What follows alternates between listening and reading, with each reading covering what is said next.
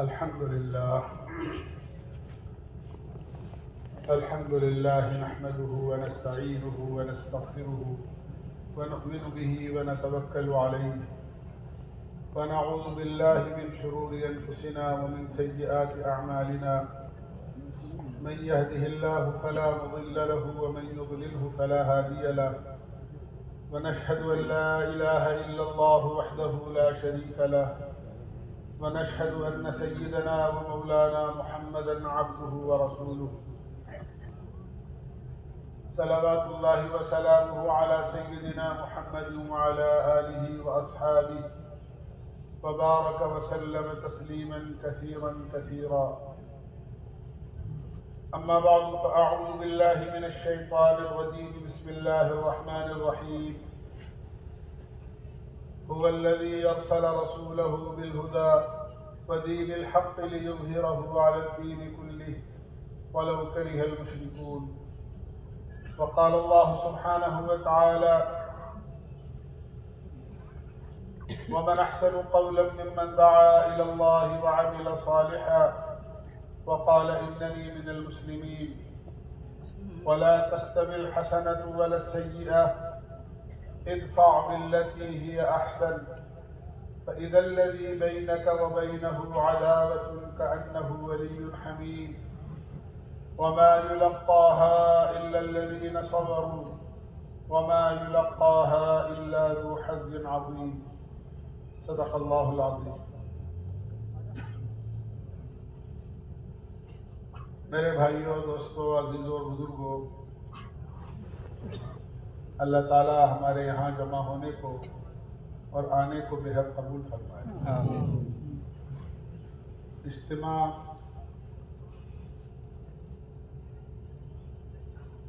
ویسے ہی نہیں ہو جاتا، بلکہ مہینوں کی محنت کے بعد یہ شکل اجتماع کی وجود میں آتی ہے.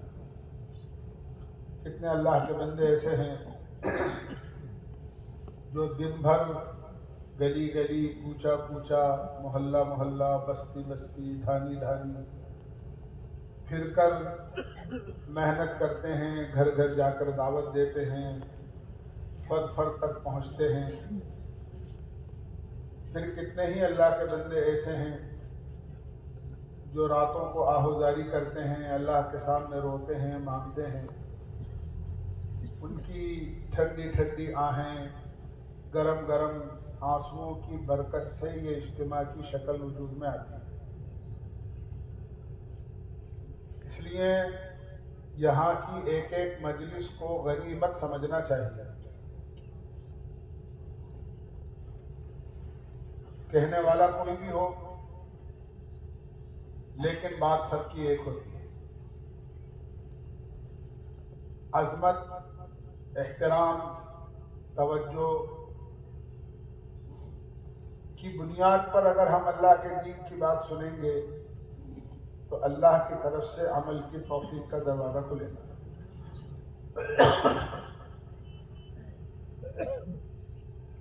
ورنہ تو بزرگوں نے کہا ہے، بے ادب محروم گشت از فضل را.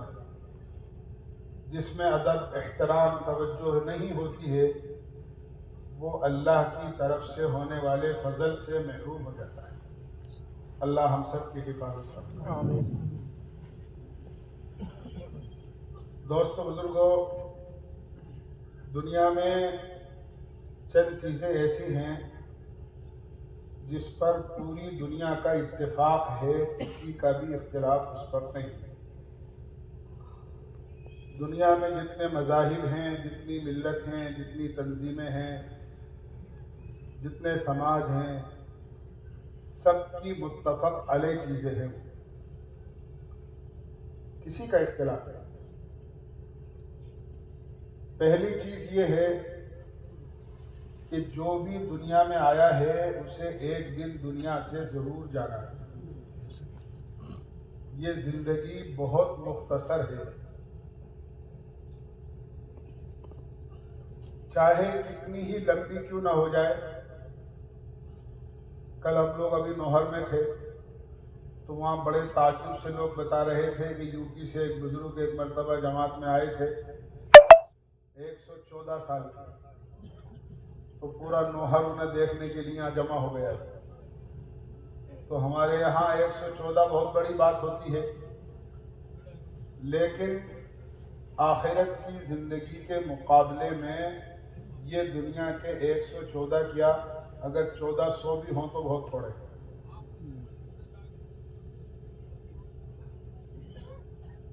اور اگر کوئی 1400 بھی جی لے تو بھی بہرحال دنیا سے تو جانا ہے. نہ کوئی رہا ہے نہ کوئی رہے گا. جن کی وجہ سے کائنات بنائی گئی، آقا مدنی سرکار دو عالم صلی اللہ علیہ وسلم، جن کی وجہ سے زمین و آسمان کو وجود بخشا گیا. چاند کو روشنی آپ کی وجہ سے ملی، سورج میں روشنی آپ کی وجہ سے پیدا ہوئی، زمین آپ کی وجہ سے بنی، آسمان آپ کی وجہ سے بنے. یہ دنیا کی ساری رعنائیاں اور دنیا کا پورا ڈیکوریشن، یہ سب کچھ آپ کی وجہ سے ہوا. جب آپ ہی نہیں رہے اور آپ ہی نے پردہ فرما دیا تو دنیا میں اور کون رہے گا؟ جو بھی آیا ہے وہ جانے کے لیے آیا ہے. اللہ تعالیٰ کا اعلان ہے، کل نفس ذائقۃ الموت، ہر جاندار کو موت کا مزہ چکھنا ہے. زندگی دھوکہ ہے، موت یقینی ہے، ایک دن آ کر رہے گی، کوئی اس سے بچ نہیں سکتا ہے، کوئی نہیں بچ سکتا ہے. قل ان الموت الذی تفرون منہ فانہ ملاقیکم، تم موت سے کتنا ہی بھاگ لو اور دور ہو جاؤ، اپنے آپ کو بچانا چاہو، لیکن موت آ کر رہے. جب کوئی بیمار ہوتا ہے، ہم دیکھتے ہیں ہاسپٹل میں ہے، آئی سی یو روم میں ہے، وینٹیلیٹر لگا ہوا ہے، چاروں طرف ڈاکٹر، کمپاؤنڈر اور اسپتال کا پورا عملہ ہوتا ہے.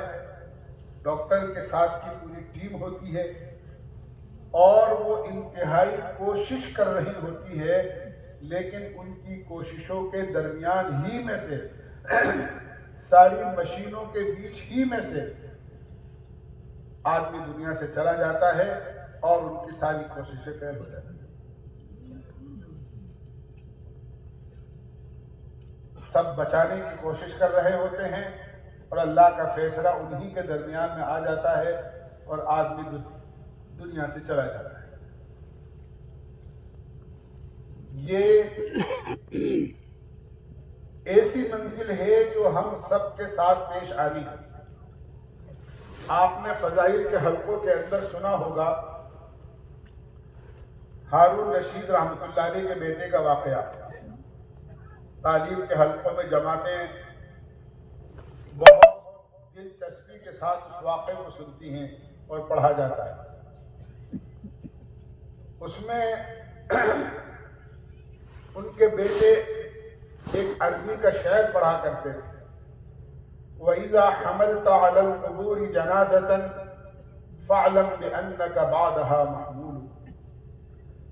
جب تم کسی جنازے کو اپنے کندھوں پر اٹھا کر قبرستان لے کر جایا کرو تو ذرا یہ تصور کیا کرو کہ جو منزل آج اس کے لیے پیش آئی ہے، یہی منزل کل کو میرے لیے بھی پیش آئی. جس طرح آج اپنے اس بھائی کا یا اپنی اس بہن کا جنازہ کندھوں پر اٹھا کر ہم لے کر جا رہے ہیں، ایک دن ایسا آنا ہے کہ ہمارا جنازہ بھی کسی کے کندھوں پر اٹھایا جائے.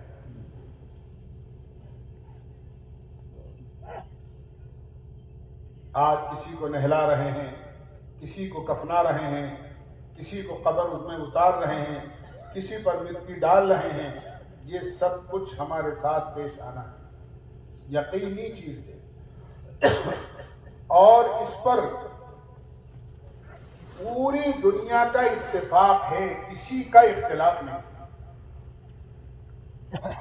دنیا میں یہودی بھی ہیں، عیسائی بھی ہیں، مجوسی بھی ہیں، ایسے بھی لوگ ہیں جو اللہ کو مانتے ہیں، ایسے بھی ہیں جو اللہ کے ساتھ اوروں کو بھی مانتے ہیں، ایسے بھی ہیں جو سرے سے سب کا انکار کرتے ہیں، لیکن آج تک موت کا کسی نے انکار نہیں کیا۔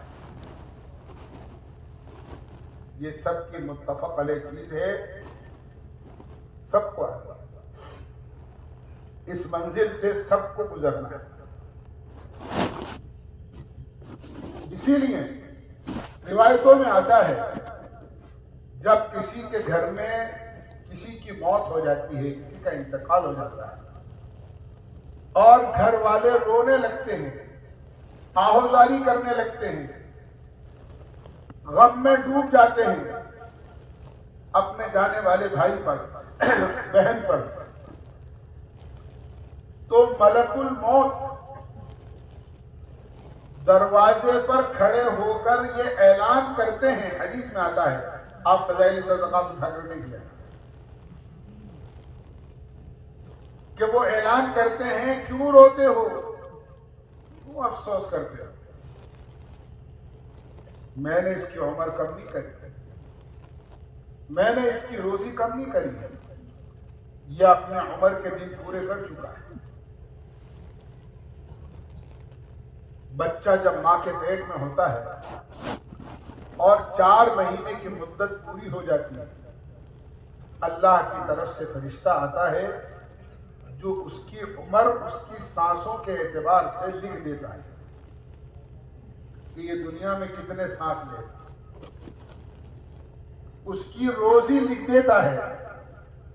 اسی لیے ہر جمعے میں امام صاحب اعلان فرماتے ہیں اور خطبے میں پڑھتے ہیں، الا وان نفسا لن تموت حتی تستکمل رزقها، آدمی کو اس وقت تک موت نہیں آ سکتی جب تک کہ وہ اپنی روزی کا ایک ایک دانہ مکمل نہ کرے۔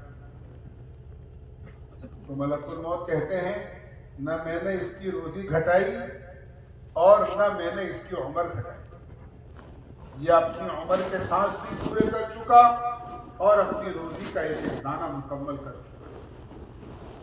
اور اس پر کیا روتے ہو، اپنی فکر کرو، مجھے تو اس گھر میں بار بار آنا ہے اور یہاں تک آنا ہے جب تک کہ ایک ایک کو میں اپنے ساتھ نہ لے جاؤں،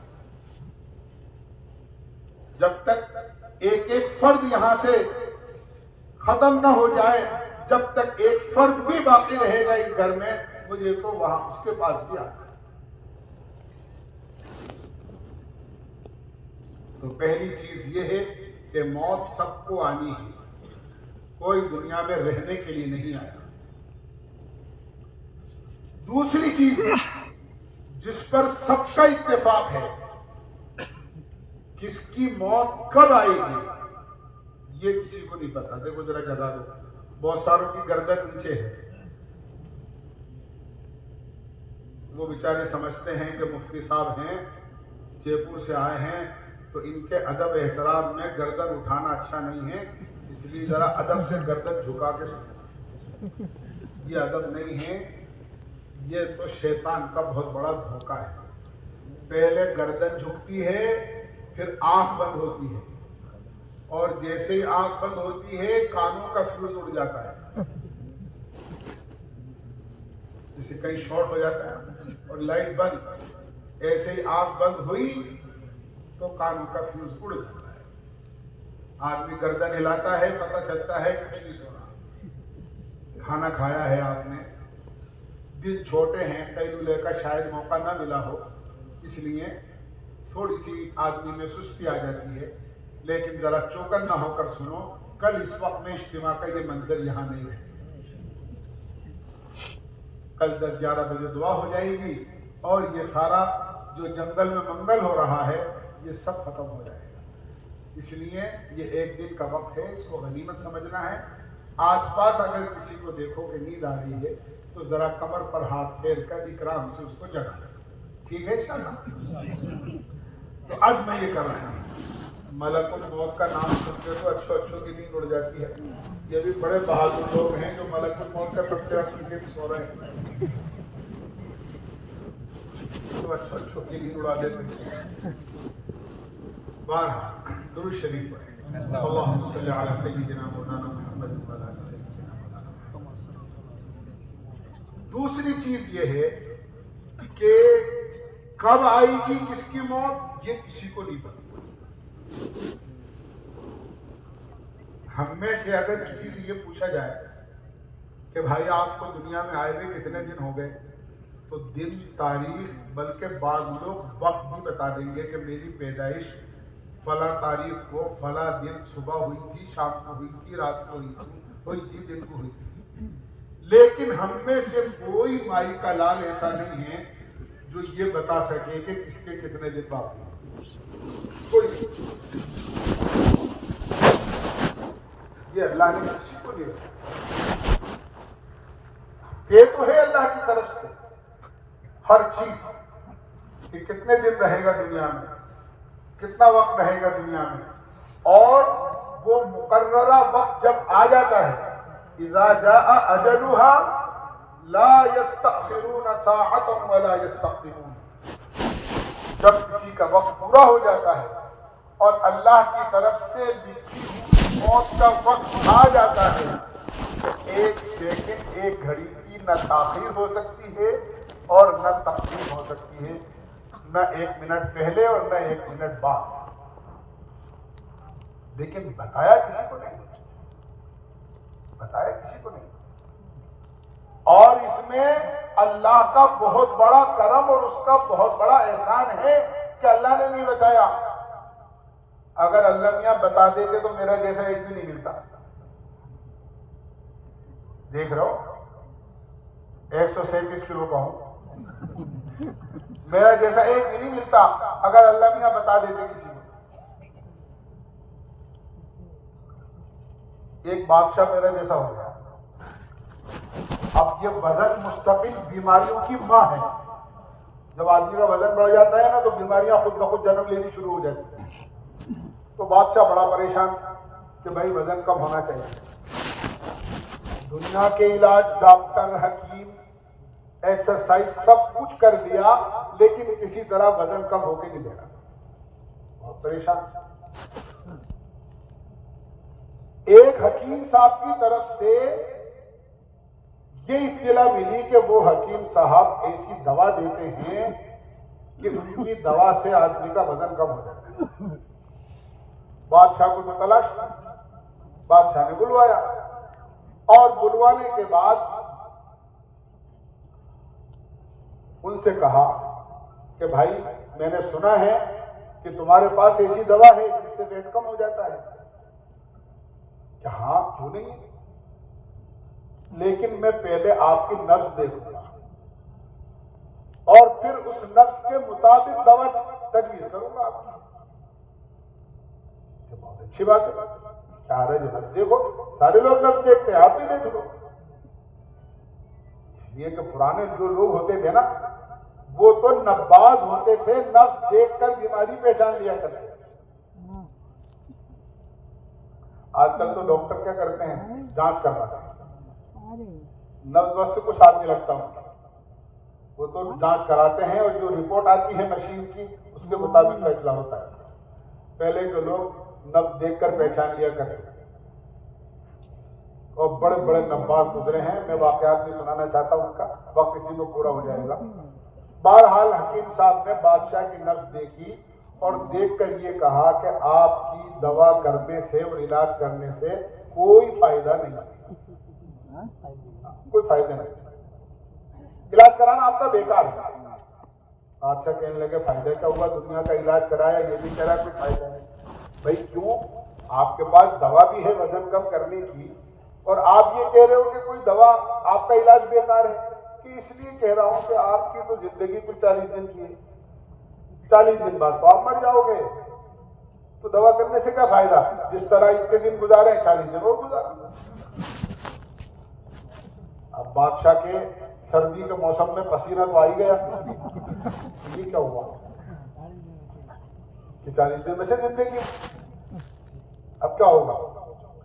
اور اگر آپ کو یقین نہ ہو میری بات پر، حکیم صاحب نے اتنی پکی بات کہی، اگر آپ کو یقین نہ ہو تو آپ مجھے اپنے محل میں رکھو، اگر 40 دن کے بعد کے اندر آپ کی موت نہ آئے تو آپ میرے لیے جو چاہو فیصلہ کرنا، پھانسی کا، سولی کا، قتل کا، سزا کا، جو چاہو فیصلہ کرنا۔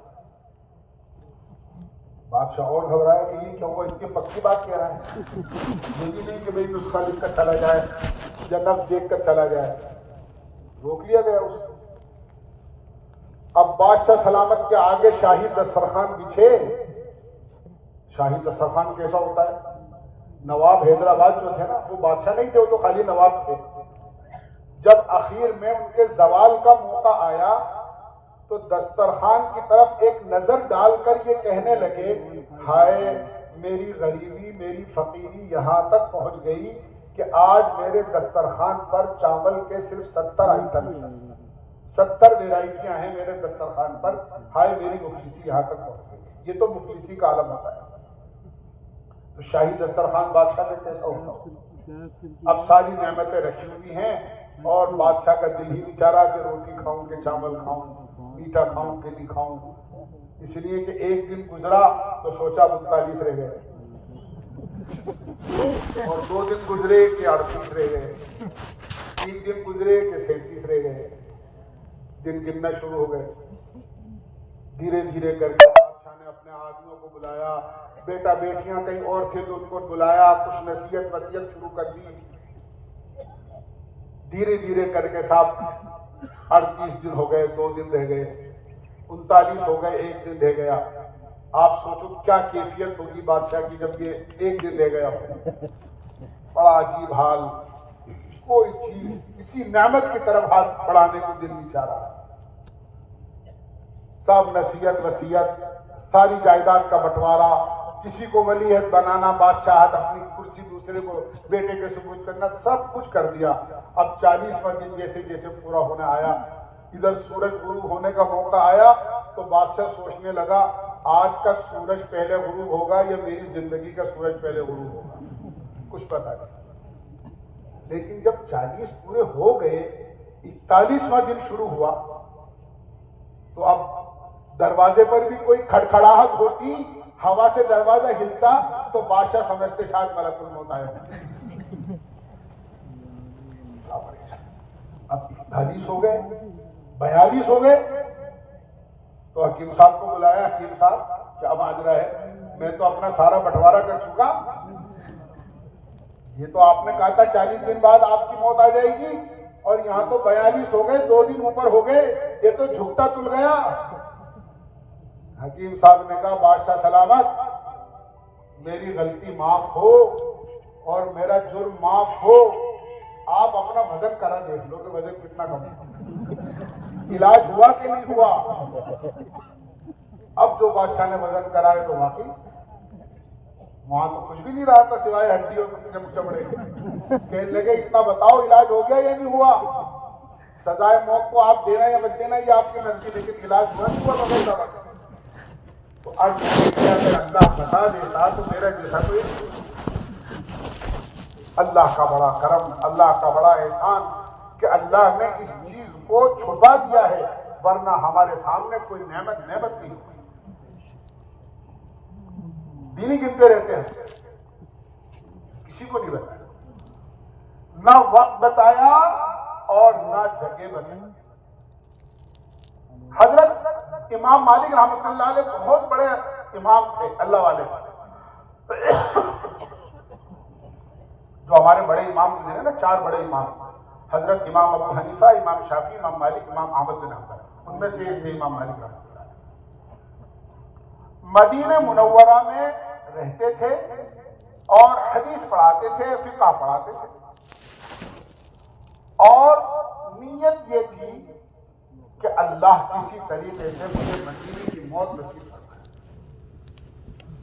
اس لیے کہ حدیث میں آتا ہے، آقا مدنی سرکار دو عالم صلی اللہ علیہ وسلم نے ارشاد فرمایا، اگر تم مدینے میں مر سکتے ہو تو یہ کوشش کرو کہ مدینے میں مرو، اس لیے کہ جو مدینے میں مرا جنت البقیع میں دفن ہوا، نہ اس کا کوئی حساب و کتاب ہے، نہ قیامت میں اس کی پیشی ہے، وہ تو براہ راست نان اسٹاپ جنت میں چلا جائے۔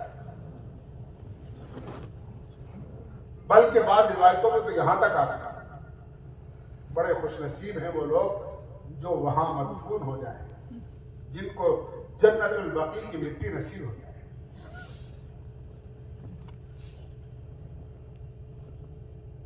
حدیث میں آتا ہے جنت البقیع کا قبرستان قیامت میں جنت میں ایسے خالی کر دیا جائے گا جس طرح آپ ایک گلاس کا پانی دوسرے گلاس میں یا ایک کٹورے کا سالن دوسرے کٹورے میں خالی کر لیں۔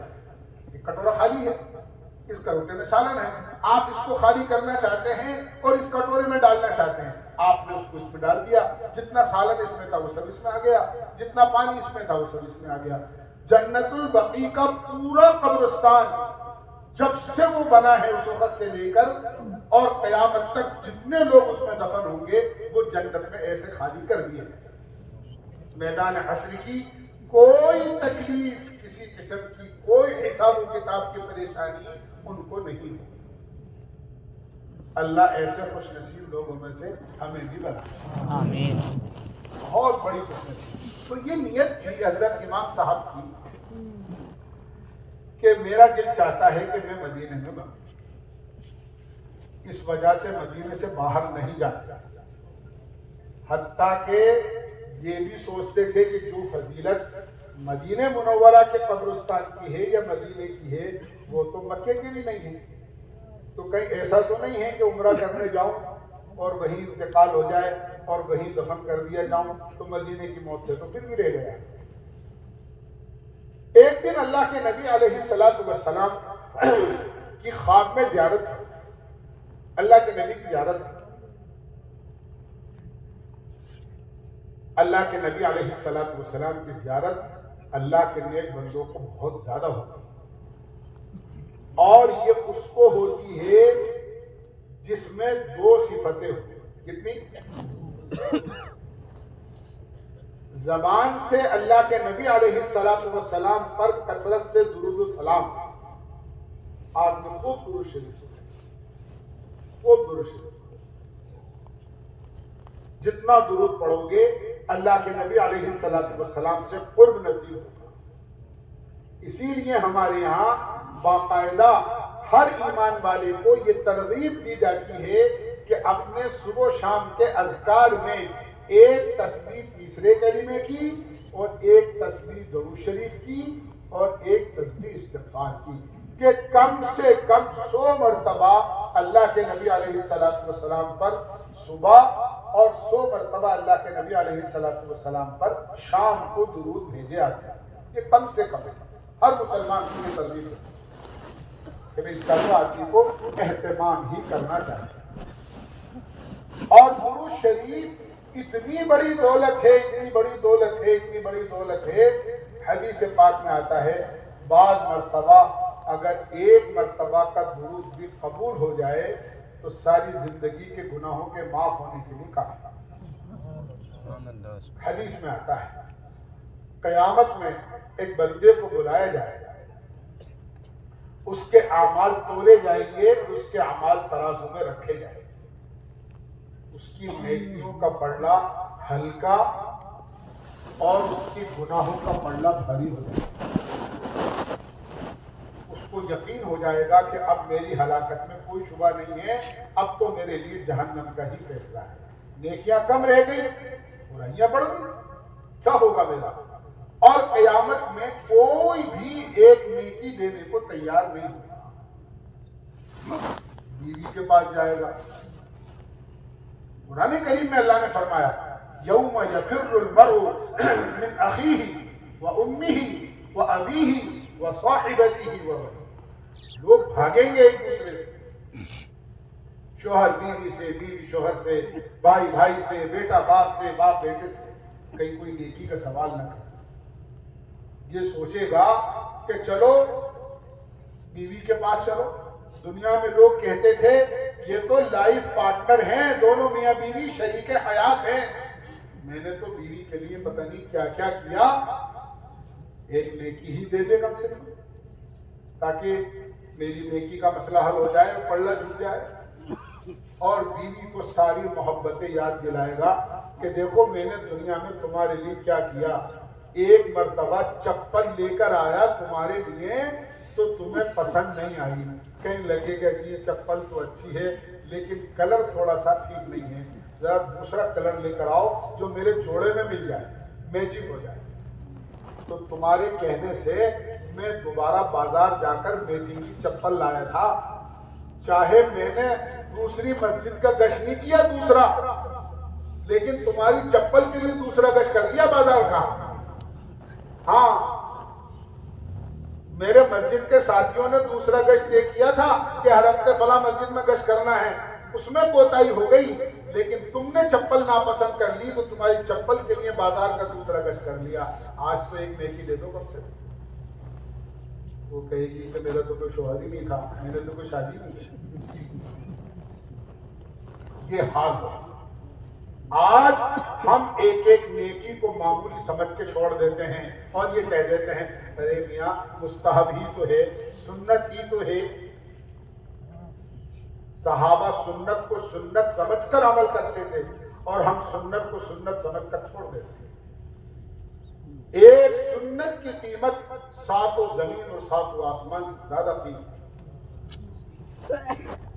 7 زمین اور 7 آسمان سے زیادہ۔ بہرحال پلڑا ہلکا نیکیوں کا، یہ پریشان حال ہو جائے گا کہ کیا ہو۔ اللہ کے نبی علیہ السلام تشریف لائیں گے اور یہ پہچان نہیں سکے گا، اور آپ اپنی جیب سے ایک پرزہ نکالیں گے اور اس کی نیکیوں کے پلڑے میں رکھیں گے اور نیکیوں کا پلڑا جھک جائے گا، اور اس کے لیے جنت کا فیصلہ ہو جائے گا۔ یہ دوڑ کر پوچھے گا آپ کون، اور یہ میرے اوپر احسان کیا کیا آپ نے، مجھے تو اپنی ہلاکت کا یقین ہو چکا تھا، آپ نے یہ کیا نکال کر جیب میں سے رکھا کہ میری نیکیوں کا پلڑا وزنی ہو گیا۔ آپ فرمائیں گے ارے اپنے جان کے دشمن، تو مجھے نہیں پہچانتا، میں تیرا نبی ہوں، میں تیرا نبی ہوں، اور یہ وہ درود شریف ہے جو تو نے دنیا میں پڑھا تھا، آج میں نے اس کا بدلہ تجھے چکا دیا۔ بعض مرتبہ ایک مرتبہ کا درود شریف بھی بڑا کام آنے والا بن جاتا ہے، اس لیے کم سے کم 100 مرتبہ صبح اور 100 مرتبہ شام کا تو عہد کر لو کہ انشاءاللہ یہ تو کبھی نہیں ہوگا۔ تو اللہ کے نبی علیہ السلام کی زیارت کے بارے میں کہہ رہا تھا، ایک تو درود شریف کا اہتمام اور دوسرے اللہ کے نبی کی سنتوں کا اہتمام۔ کوئی کام چھوٹا بڑا، اللہ کے نبی علیہ السلام نے صبح اپنے بستر سے اٹھنے سے لے کر دن بھر کے سارے کاموں سے فارغ ہو کر رات کو اپنے بستر پر جا کر لیٹنے تک جتنے کام آدمی کرتا ہے ہر کام کا طریقہ بتایا۔ صبح کیسے اٹھنا ہے، استنجا کیسے جانا ہے، داخل کیسے ہونا ہے، نکلنا کیسے ہے، وضو کیسے کرنا ہے، مسجد میں کیسے جانا ہے، نکلنا کیسے ہے، مسجد میں جا کر کرنا کیا ہے، معاشرے کے شام تک جتنے کام آدمی کرتا ہے آپ نے ہر چیز کا طریقہ بتایا۔ اگر آدمی سنتوں کا اہتمام کرتا ہے تو فرمایا اللہ کے نبی کا قرب حاصل ہو جاتا ہے اور پھر اللہ کے نبی کی زیارت آسانی سے ہو جاتی ہے۔ یہ تو نیت تو کر لو انشاءاللہ آئندہ کبھی سنت نہیں چھوڑے۔ آئے اجتماع میں کائی کے لیے ہیں، یہی تو سبق لینے آئے ہیں، خالی سننے سنانے تھوڑی آئے ہیں۔ ہمارا اجتماع دوسری تنظیموں کی طرح نہیں ہوتا کہ ایک صاحب آئے اور آ کے دھواں دار تقریر کر گئے اور سننے والوں نے واہ واہ سبحان اللہ الحمدللہ نعرے تکبیر کر دیا اور وہ چلے گئے اپنے گھر، ہم اپنے گھر چلے گئے۔ یہ ہمارا کام ہے، ہم تو کچھ لینے آئے ہیں۔ جیسے آپ بازار جاتے ہو تو جب بازار سے واپس اپنے گھر جاؤ گے تو گھر کے بچے بچیاں انتظار میں ہیں، ابا ہیں تو بچے، چاچا ہیں تو بھتیجے، ماموں ہیں تو بھانجے۔ ہمارے لیے بچہ کہتا ہے مجھے چاکلیٹ پسند ہے، ابا آئیں گے تو چاکلیٹ لے کے آئیں گے میرے لیے. کسی کو فروٹ پسند ہے تو بچے انتظار میں ہیں ابا آئیں گے تو میرے لیے فروٹ لے کے آئیں گے. کسی کو آئس کریم پسند ہے کہ چاچا آئیں گے تو میرے لیے آئس کریم لے کے آئیں گے. بچے جس طرح انتظار میں ہوتے ہیں اس طرح آپ 3 دن یہاں اجتماع میں گزار کر اپنے گھر واپس جائیں گے تو گھر والے انتظار میں ہوں گے ہمارے لیے کیا لے کر. اب یہاں کوئی ایک تو وہ بازار لگتا ہے, آپ مسواک لے گئے, آپ تسبیح لے گئے, آپ کوئی کرتا لے گئے, اور بازار والے تو باقاعدہ انتظار میں رہتے ہیں اجتماع کہاں ہو رہا ہے, پہلے سے خبر ہو جاتی ہے ان کو. وہ حلوہ پراٹھا لے کے بھی پہنچ جاتے ہیں اور رومال اور جاکٹ لے کے بھی پہنچ جاتے ہیں کہ سردی کا موسم ہے اس وقت رومال اور جاکٹ خوب بکے. تو ایک تو یہ ہے کہ رومال جاکٹ لے کر جاؤ, ایک یہ ہے کہ آپ یہ کہہ کر لے کر جاؤ ہم اجتماع میں سے آئے ہیں اور نماز کے اہتمام کی نصیحت لے کر آئے ہیں کہ آئندہ کبھی زندگی میں گھر کا کوئی فرد نماز نہیں چھوڑے, ہمارے گھر کی تعلیم کبھی قضا نہیں ہوگی, ہمارے گھر میں جتنے بچے ہیں سب مکتب میں جا کر انشاءاللہ قرآن پڑھیں گے, ہمارے گھر میں کبھی بھی سنتوں کے خلاف کوئی کام نہیں ہوگا, ہماری گھر کی مستورات کبھی بے پردہ باہر نہیں ہیں. یہ ہے اصل اجتماع سے لے جانے کی چیزیں اور یہاں کے تحفے اور یہاں کی سوغات تو کرو گے انشاءاللہ. آج میں یہ کر رہا تھا, حضرت امام مالک رحمۃ اللہ علیہ یاد آ گیا. مالک رحمۃ اللہ علیہ کو اللہ کے نبی کی زیارت ہوئی. حضرت امام مالک رحمۃ اللہ علیہ نے غنیمت سمجھا کہ اللہ کے نبی کی زیارت ہوئی ہے, چلو اللہ کے نبی ہی سے پوچھ لوں. اللہ کے نبی سے پوچھا, اللہ کے نبی میری زندگی میں کتنے دن باقی ہیں, ذرا مجھے پتہ لگ جائے, آ گیا یاد کہ میری زندگی کے کتنے دن باقی ہیں, ذرا معلوم ہو جائے تو میں جا کے عمرہ تو کر جاؤں کم سے کم مکے میں جا کے. اللہ کے نبی علیہ السلام نے حضرت امام مالک رحمۃ اللہ علیہ کے اس سوال پر کوئی جواب زبانی طور پر نہیں مرحمت فرمایا, بلکہ آپ نے ایسے اشارہ کیا. دکھ رہا ہے رہا اللہ کے نبی علیہ السلام نے کہا, اور آپ کو امام مالک کی آنکھ اب بڑے حیران, اتنے بڑے امام لیکن حیران, کیا سمجھوں میں, 5 مہینے باقی ہیں, 5 سال باقی ہیں, آپ نے ایسے اشارہ کیا, 5 سال باقی ہیں, 5 مہینے باقی ہیں, 5 ہفتے باقی ہیں, 5 دن باقی ہیں, 5 گھنٹے باقی ہیں, کیا سمجھوں؟ بڑے پریشان. اتنے بڑے فقہ کے امام تھے لیکن خواب کی جو تعبیر ہوتی ہے وہ ایک الگ ہی علم ہوتا ہے, ہر ایک کے بس کی بات نہیں. اس زمانے میں خواب کی تعبیر کو جاننے والے محمد ابن سیرین رحمۃ اللہ علیہ بہت بڑے عالم جو خواب کی تعبیر کے بڑے ماہر تھے.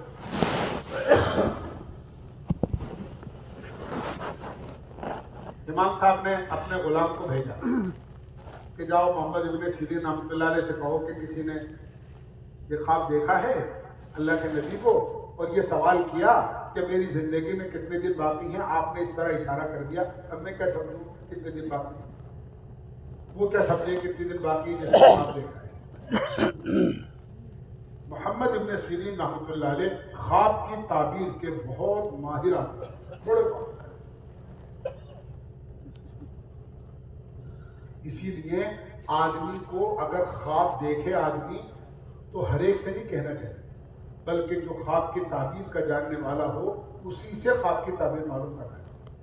ورنہ کوئی الٹی سیدھی بتا دیتا ہے نا, جیسی تعبیر کوئی دیتا ہے ویسے ہی ہو جاتا ہے. محمد ابن سیرین رحمۃ اللہ علیہ نے جب یہ خواب سنا اور غلام نے جا کر یہ کہا کسی نے دیکھا ہے, تو محمد ابن سیرین رحمۃ اللہ علیہ فرمانے لگے, کہنے لگے کسی نے نہیں, یہ خواب کسی بڑے عالم نے دیکھا ہے, کوئی عام آدمی کا خواب نہیں. اس خواب کی تعبیر سے پتہ لگ رہا ہے کہ یہ خواب کسی عام آدمی کا نہیں ہے, یہ تو کسی بڑے عالم نے خواب دیکھا. سچ سچ بتاؤ کس نے دیکھا؟ امام مالک سے پوچھا غلام نے کہ وہ تو سمجھ گئے ہیں, ایسا لگتا ہے کچھ. امام مالک نے کہا ٹھیک ہے جاؤ میرا نام دے دینا. تو محمد ابن سیرین رحمۃ اللہ علیہ سے کہا امام مالک نے دیکھا ہے. تو امام محمد ابن سیرین رحمۃ اللہ علیہ کہنے لگے ہاں امام صاحب دیکھ سکتے ہیں, دوسرا کوئی نہیں دیکھ سکتے. اور پھر فرمایا اللہ کے نبی علیہ السلام نے جو ہاتھ سے اشارہ کیا ہے 5 انگلیاں دکھائی ہیں، وہ یہ نہیں کہا 5 دن 5 مہینے 5 سال 5 گھنٹے، بلکہ یہ فرمایا ہے قرآن کریم کی ایک آیت کی طرف اشارہ کر کے کہ 5 چیزیں ایسی ہیں جس کا علم کسی کو نہیں ہے۔ ان اللہ عنده علم الساعہ، قیامت کا علم، وَيُنَزِّلُ الْغَيْثَ، بارش کب نازل ہو، وَيَعْلَمُ مَا فِي الْأَرْحَامِ، عورت کے پیٹ میں بچہ بنے گا یا بچی بنے گی، اور آدمی کی موت کب آئے گی اور کہاں آئے گی، وَمَا تَدْرِي نَفْسٌ بِأَيِّ أَرْضٍ تَمُوتُ، اور کل کو کیا ہونے والا ہے۔ کہ یہ 5 چیزیں ایسی ہیں جس کا علم صرف اللہ کو ہے، اللہ نے کسی کو اس کا علم نہیں دیا۔ تو جو اللہ کے نبی نے منع فرما دیا امام صاحب کے سوال پر کہ کس کی کتنی زندگی باقی ہے کسی کو پتہ نہیں تو اور کس کو پتہ ہو، تو ایک تو موت یقینی، ایک اس کی کب آئے گی کسی کو پتہ نہیں۔ دوسری چیز، اس پر سب کا اتفاق ہے، ساری دنیا کا اتفاق ہے۔ تیسری چیز یہ ہے کہ جن چیزوں کے درمیان میں آدمی رہتا ہے، ان چیزوں میں سے کوئی چیز جب آدمی دنیا سے جائے گا تو اپنے ساتھ لے کر بھی، اس پر پوری دنیا متفق ہے، پوری دنیا متفق ہے۔ آپ نے بہت پڑھا ہوگا، گاڑیوں کے پیچھے لکھا رہتا ہے سوچ کر سوچو ساتھ کیا جائے گا۔ آدمی خالی ہاتھ دنیا سے آتا ہے اور خالی ہاتھ دنیا سے چلا جاتا ہے۔ بہت بڑی آدمی کی کمزوری ہے ذہن کی اور آدمی کی ناسمجھی ہے۔ جب پیدا ہوا تھا تو کسی اور ہی نے غسل دیا تھا، کسی اور ہی نے کپڑے پہنائے تھے، دادی تھی تو دادی نے، نانی تھی تو نانی نے، اماں تھی، اماں تو بیچاری ہوش میں نہیں ہوتی ہے، اس کو تو ایک نئی زندگی ملتی ہے۔ جو بھی عورتیں ہوتی ہیں وہی نہلاتی ہیں، وہی پہناتی ہیں۔ ہم اتنے کمزور تھے، نہ خود نہا سکتے تھے نہ خود کپڑے پہن سکتے تھے، اور جب دنیا سے جائیں گے تو اس وقت بھی ایسی ہی بے کسی ہوگی کہ نہ خود نہا سکیں گے اور نہ خود اپنے کپڑے پہن سکیں گے۔ نہلانے والے بھی دوسرے ہوں گے اور کفنانے والے بھی دوسرے ہوں گے، کوئی چیز اپنے ساتھ لے کر نہیں جائے۔ پھر کائے کا گھمنڈ، کائے کی بڑائی، کائے کا تکبر، یہ بنگلہ میرا اور یہ کوٹھی میری اور یہ فیکٹری میری اور یہ کاروبار میرا اور یہ پیسے میرے اور یہ بینک بیلنس میرا اور یہ گاڑی میری۔ پوری دنیا متفق ہے اس بات پر کہ آدمی ان چیزوں میں سے کوئی چیز اپنے ساتھ لے کر نہیں جائے گا۔ پھر ساتھ کیا جائے گا؟ یاد رکھو، آدمی جب دنیا میں محنت کرتا ہے تو اس کی محنت سے 2 قسم کی چیزیں بنتی ہیں۔ کتنے قسم کی؟ 2 قسم کی چیزیں بنتی ہیں۔ کچھ چیزیں ایسی ہیں جو اندر بنتی ہیں اور کچھ چیزیں ایسی ہیں جو باہر بنتی ہیں۔ ایک آدمی نے محنت کی اور محنت کر کے دکان بنی، محنت کی کارخانہ بنا، محنت کی فیکٹری بنی، محنت کی بنگلہ بنا، کوٹھی بنی، کاروبار بنا، بینک بیلنس تیار ہوا، گاڑی خریدی۔ یہ سب چیزیں وہ ہیں جو آدمی کی ذات سے باہر ہوتی۔ جب آدمی دنیا سے جائے گا ان چیزوں میں سے کوئی چیز اس کے ساتھ نہیں جائے گی۔ جو باہر بنتی ہے نا، ان باہر والی چیزوں میں سے کوئی چیز ساتھ نہیں جائے گی، نہ بنگلہ، نہ کوٹھی، نہ فیکٹری۔ ہم دیکھتے ہیں کسی عورت کا انتقال ہوتا ہے، جو کپڑے آسانی کے ساتھ اتر جائیں تو غسل دینے والی بہنیں آسانی سے اتار دیتی ہیں، اور جو نہیں اترتے اسے قینچی سے کاٹ دیا جاتا ہے۔ ناک کی لوم آسانی سے نکل جائے تو ٹھیک ہے، ورنہ کٹر سے کاٹ دیا جاتا ہے۔ ہار جو گلے میں پہنا ہوا ہوتا ہے، بندے جو کانوں میں پہنے ہوئے ہوتے ہیں، چوڑیاں جو ہاتھوں میں پہنی ہوئی ہوتی ہیں، پائزیب جو پیروں میں ہوتی ہے، سب اتار لی جاتی ہے۔ انگوٹھی بھی آسانی سے اتر جائے تو ٹھیک، نہیں اترے تو اس کو بھی کاٹ کر نکال دیا جاتا ہے۔ سارے کپڑے اتار کر عورت کو 5 کپڑوں میں اور مرد کو 3 کپڑوں کے اندر قبر کے حوالے کر دیا جاتا ہے۔ آپ کہہ رہے ہوں گے کہ صاحب ابھی تو کہہ رہے تھے آپ کہ کچھ ساتھ نہیں جاتا، تو کفن تو کم سے کم ساتھ جاتا ہی ہے۔ عورت کے ساتھ 5 کپڑے اور مرد کے ساتھ 3 کپڑے۔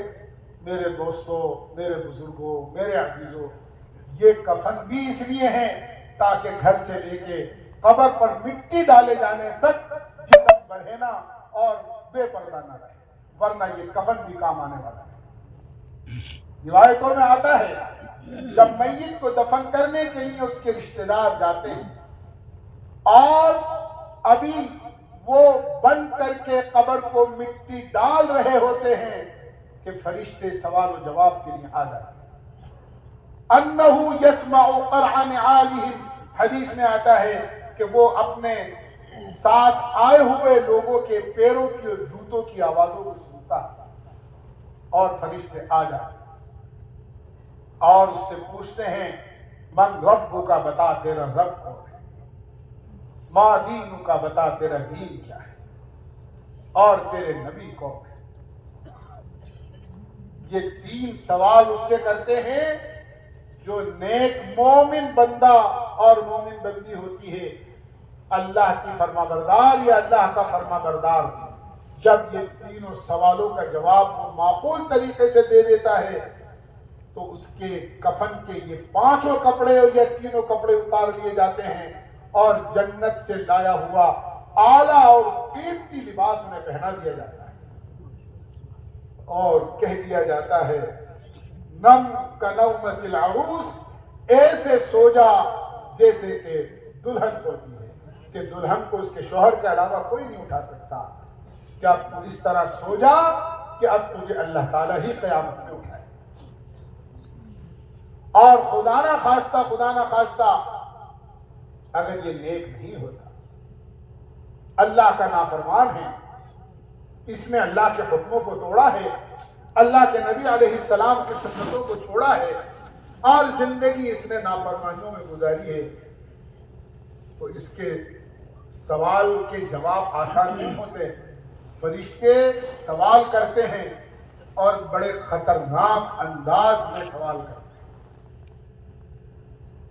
بڑے خطرناک انداز میں سوال کرتے ہیں، بڑی ہیبت ناک شکل ان کی ہوتی ہے، ہتھوڑے اور گرز ان کے ہاتھ میں ہوتے ہیں، اور یہ ہر سوال کے جواب میں کہتا ہے ہا لا ادری، مجھے کچھ پتا نہیں ہے، میں تو بس وہی کرتا تھا جو لوگ کرتے تھے، لوگوں کو کرتا ہوا دیکھتا تھا اور وہی کہتا تھا جو لوگوں سے سنتا تھا۔ نہ میں نے اللہ کی پرواہ کی، نہ اللہ کے رسول کی پرواہ کی، نہ میں نے اللہ کے احکامات کی پرواہ کی، نہ میں نے قرآن کی پرواہ کی، نہ حدیث کی پرواہ کی۔ میرے گھر کے لوگ آتے تھے، دعوت کرتے تھے، سمجھاتے تھے ایک دن مرنا ہے اور قیامت میں اللہ کے سامنے کھڑے ہو کر حساب دینا ہے۔ میں نے کسی کی بات کی طرف توجہ نہیں، اسی سوال کا جواب نہیں دیتا تو اس کا کفن بھی اتار لیا جاتا ہے اور اس کی قبر میں آگ جلا دی جاتی ہے اور تارکول اور ڈامر کا لباس اس کو پہنا دیا جاتا ہے۔ یہ کفن بھی صرف قبر میں دفن ہونے تک کا ہوتا ہے، نیک آدمی کا بھی اتار لیا جاتا ہے اور گناہ گار کا بھی نکال لیا جاتا ہے۔ بڑے بڑے بادشاہ، بڑے بڑے حکمراں آئے لیکن خالی ہاتھ دنیا سے چلے گئے۔ ذوالقرنین کا واقعہ تو بہت مشہور ہے، جب انتقال ہونے لگا تو درباریوں کو بلا کر کہا ایک نصیحت اور وصیت کرتا ہوں، کیا عمل کرو گے؟ سب نے کہا حضرت ساری زندگی نمک کھایا ہے، آپ فرمائیں کیا حکم کریں گے؟ آپ کا حکم پورا کیا جائے گا۔ کہا کہ جب میرا انتقال ہو جائے اور میرے جنازے کو قبرستان لے کر جاؤ تو میرے دونوں ہاتھ کفن سے باہر نکال دیں۔ حضرت آپ کا جنازہ کوئی معمولی آدمی کا جنازہ نہیں ہوگا، آپ کے جنازے میں شرکت کے لیے لوگ بادشاہ کا جنازہ، آپ کے ہاتھوں کو باہر دیکھ کر لوگ سوچیں گے سکندر کتنا لالچی ہے، جب تک دنیا میں رہا اس ملک پر اس ملک پر قبضہ کیا، ساری دنیا کو ملکی اور فرما بردار بنا لیا، اپنے قبضے میں لے لیا، جاتے جاتے بھی ہاتھ پھیلا رکھا ہے کہ کچھ ہاتھ میں آ جائے۔ سکندر نے بڑا عجیب جملہ کہا اور عجیب بات کہی کہ بات یہ نہیں ہے، بلکہ بات یہ ہے کہ لوگ میرے خالی ہاتھ کو دیکھ کر عبرت حاصل کریں۔ میں چاہے دنیا میں ساری دنیا کا بادشاہ تھا، لیکن آج دنیا سے جا رہا ہوں تو خالی ہاتھ جا رہا ہوں، کوئی چیز میرے ساتھ نہیں جا رہی۔ یہ سب ہم سب کا حال ہے، خالی ہاتھ دنیا سے چلے گئے۔ اور رہا مسئلہ پیچھے رہنے والوں کا، آئے ہائے ہائے، کیا امید کرتے ہو آپ پیچھے رہنے والے؟ ایک صاحب کا انتقال ہوا، جنہوں نے اپنے کانوں سے یہ جملہ سنا، انہوں نے خود مجھے بتایا کہ ہمارے ہاں ایک صاحب کا انتقال ہوا،